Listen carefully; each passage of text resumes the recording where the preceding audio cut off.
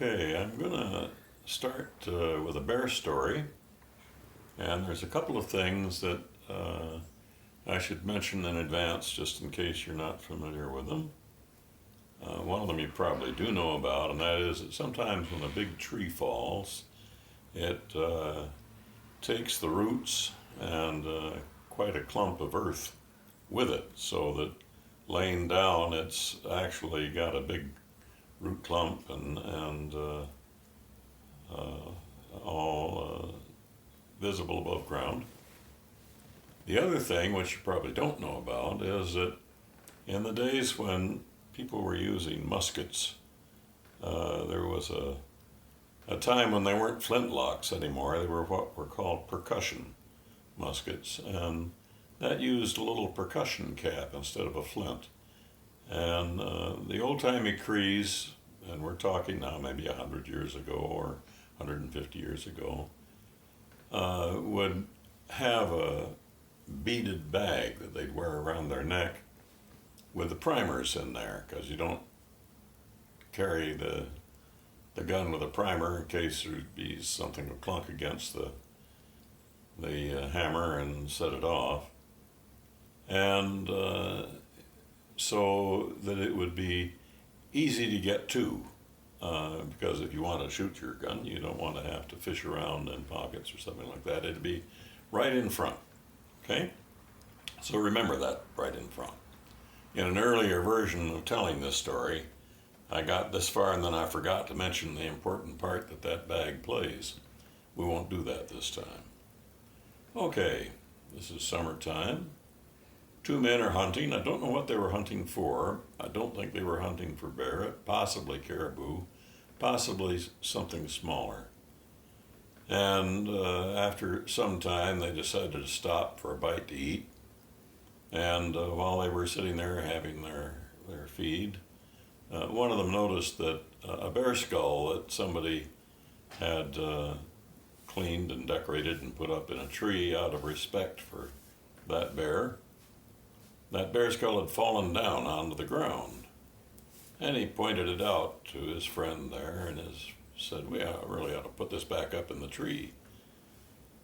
Well, peculiarly, this other man said, I don't give a damn about bear skulls. He picked up his axe and smashed it. This didn't just startle the first fellow, it really worried him, but at any rate, they started off different directions on their hunt. And as the man who had smashed the bear skull was walking along, he became aware of a feeling that he was being followed. And the feeling didn't go away, and so he stopped and looked, and there behind him, some distance, was a bear coming in the same direction. He was pretty surprised. But he wasn't really concerned, so he walked on, and he was aware that that feeling hadn't changed. And he turned around, and the bear was closer. So he thought, well, I'm not going to worry about this, but I'm going to pick up my pace a little anyway. And so he went on, looked, and again the bear was closer. And at this point, he thought, well, then I'm going to shoot the bear.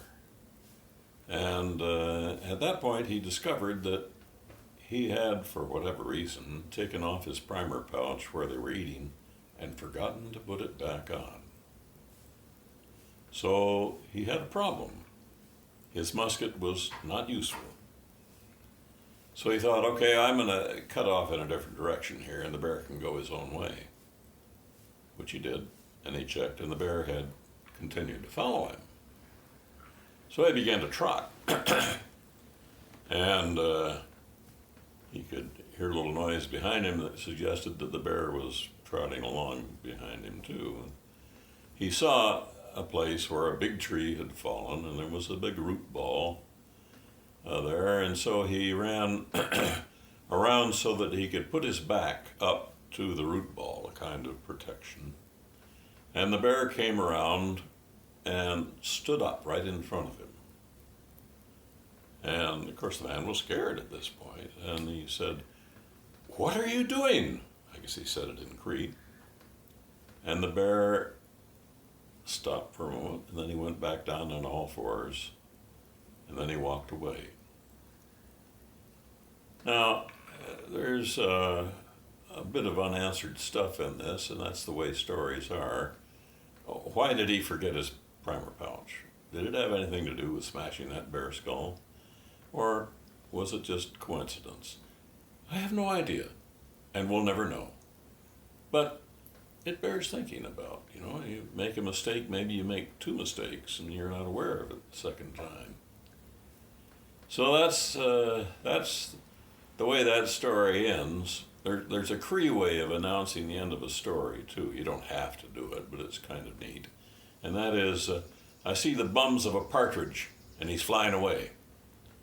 Because when partridges take off, they make quite a flurry of their feathers. And so if it's the end of the story, that's all you see of that story.